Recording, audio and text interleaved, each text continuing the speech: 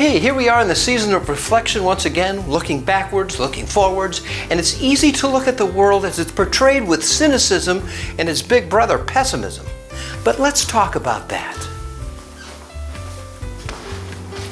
People joke with me all the time about the fact that they think that I'm a glasses half full kind of a guy. And that may be true. And I had a friend also say to me, though, that his glass is half full, but I'm not sure I want to drink that stuff. Well, let me take a moment and refill your glass with some of the good stuff. The profiteering of the drug companies, impeachment on the brink of famine. The world has always been depicted through the worst lens. The news gives us something to worry about, something to pay attention to, the shiniest objects. And I submit to you that the world has been coming to an end at least as long as I've been alive. But really, when we get down to it, when we look at the facts, is the world worse off than it was, say, 100 years ago, 50, or even 30 years ago? 30 years ago, nations of the world engaged in 23 wars. There were 85 autocracies. These are police states and dictatorships.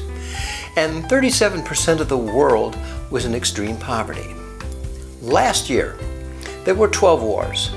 More nations became democratic republics, reducing the number of autocracies to under 60. Also last year, the percentage of people living in extreme poverty dropped to a new low of under 10%. How about the environment? We have a ways to go, but back in 1987, industrialized nations met and made agreements to begin to minimize gases and particulate matter that were destroying the ozone layer. 30 years later, atmospheric particulates and damaging gases, including SO2, have been significantly reduced by 50%. And it's estimated that without that action back then, global temperatures would now be 4 degrees Celsius higher. Over the course of the last century, the average lifespan has doubled from 30 years to 60 to 70 years in all populations of the world. Hunger and malnutrition worldwide dropped from 24 to under 12% in the past century. The literacy rate in 1910 was about 26%. Today, 86% of the world's population can read and write.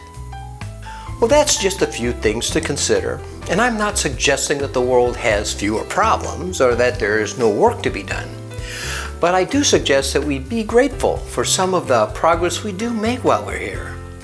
Support with your spiritual energy the positive things that are going on all around us, that every day that make it a better place. And of course, if you're drawn into action on issues to help the world, a toast to you. Happy holidays, my friend, and may your glass be always half full of the good stuff.